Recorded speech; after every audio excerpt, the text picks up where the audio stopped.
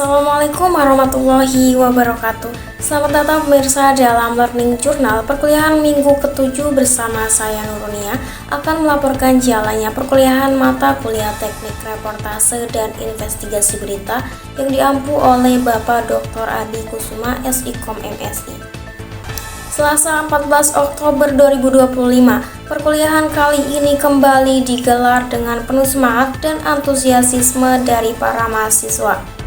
Pada pertemuan ini, mahasiswa tidak hanya melanjutkan praktik live reportase, tetapi juga menyimak presentasi kelompok 4 yang membahas tentang landasan hukum dan etika dalam praktik jurnalisme data dan investigasi di Indonesia. Perkuliahan diawali dengan pembacaan doa bersama sebagai wujud rasa syukur sekaligus harapan agar kegiatan hari itu berjalan lancar. Usai berdoa, dilakukan absensi mahasiswa untuk memastikan seluruh peserta hadir dan siap mengikuti perkuliahan.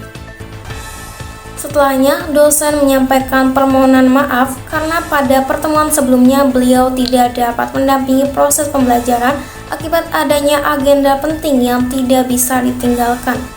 Dalam penyampaiannya, dosen juga memberikan apresiasi kepada kelompok yang tampil minggu lalu atas kerja keras dan kreativitas yang telah ditunjukkan dalam praktik siaran.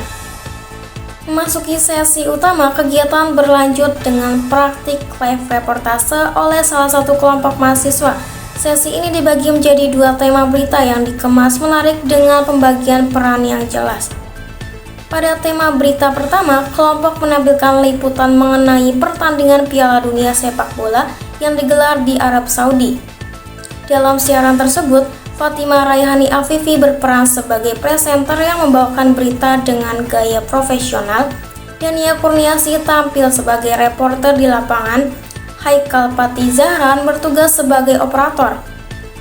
Patan Fazril Haikal berperan sebagai narasumber pengamat sepak bola, dan Ahmad Aufa sebagai narasumber supporter Indonesia yang menonton langsung di stadion. Berita ini dikemas seolah-olah merupakan siaran langsung dari arena Piala Dunia, lengkap dengan wawancara dan analisis singkat tentang performa tim nasional serta antusiasisme para supporter. Sementara itu, tema berita kedua menampilkan suasana berbeda. Kelompok yang sama mengangkat topik nonton pertandingan di rumah makan seafood, menggambarkan suasana nobar masyarakat yang menikmati pertandingan sambil bersantap. Dalam tema ini, Patan Fazril Haikal atau dengan nama samaran Indra berperan sebagai owner tempat makan, sedangkan Ahmad Aufa atau Oyot memerankan pengunjung yang antusias mengikuti jalannya pertandingan. Kedua tema tersebut menampilkan variasi situasi yang menarik, menunjukkan kemampuan mahasiswa dalam mengembangkan narasi berita serta menyesuaikan peran dalam simulasi lapangan. Usai praktik, dosen memberikan apresiasi atas kekompakan dan kreativitas kelompok, terutama dalam menghidupkan suasana reportase. Namun, dosen juga memberikan catatan perbaikan agar kualitas siaran semakin meningkat pada kesempatan berikutnya. Masukan juga datang dari mahasiswa lain, yaitu Muhammad Adnan Mahbubi yang menyampaikan apresiasi atas kerja tim, tetapi menilai masih ada beberapa hal yang perlu diperbaiki. Ia menyoroti bahwa judul berita belum muncul secara jelas dalam tayangan, masih kurang cuplikan video pendukung, serta reporter terlihat terlalu fokus pada ponsel saat peliputan. Setelah sesi praktik berakhir, kelas dilanjutkan dengan presentasi kelompok 4. Kelompok ini membawakan materi dengan judul Landasan Hukum dan Etika dalam Praktik Jurnalisme Data dan Investigasi di Indonesia. Fatima Raihani Afifi bertugas sebagai moderator, Putri Wulan Syahab sebagai pemateri pertama, Yunia Rahmiati sebagai pemateri kedua, Rizal Faizal Fikri sebagai pemateri ketiga, dan Ahmad Rifatul Adha sebagai pemateri terakhir. Dalam paparannya, kelompok menjelaskan berbagai aspek penting mulai dari landasan hukum jurnalisme di Indonesia berdasarkan Undang-Undang Nomor 40 Tahun 1999 tentang pers, hak tolak dan hak jawab, hingga prinsip teori pers tanggung jawab sosial yang menekankan keseimbangan antara kebebasan pers dan tanggung jawab publik.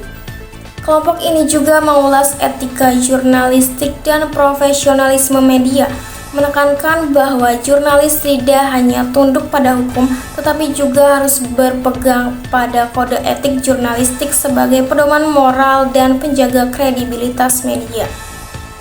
Bagian selanjutnya membahas etika dalam jurnalisme data yang mengutamakan akurasi, transparansi metodologi, perlindungan privasi individu, serta penyajian visualisasi data yang jujur dan proporsional.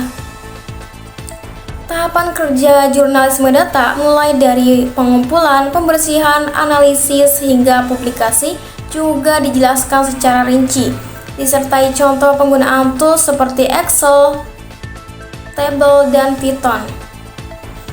Sementara itu, dalam pembahasan jurnalisme investigasi, kelompok menyoroti pentingnya independensi, objektivitas, keberimbangan, dan penghormatan terhadap hak narasumber. Jurnalisme investigasi dipahami sebagai upaya mendalam untuk mengungkap fakta tersembunyi demi kepentingan publik.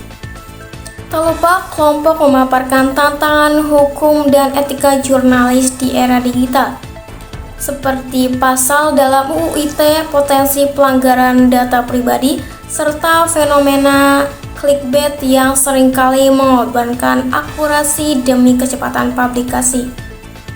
Di tengah sesi presentasi, dosen sempat izin keluar kelas karena dipanggil oleh wakil dekan 2. Sebelum meninggalkan ruangan, beliau menyampaikan pesan bahwa ujian tengah semester atau UTS akan dilaksanakan minggu depan dengan cukupan materi dari kelompok 1 hingga kelompok 4. Dosen juga berpesan agar mahasiswa mengulas berita viral terbaru, yakni pemberitaan salah satu stasiun televisi nasional mengenai sebuah pondok pesantren sebagai bahan latihan analisis kritis menjelang ujian.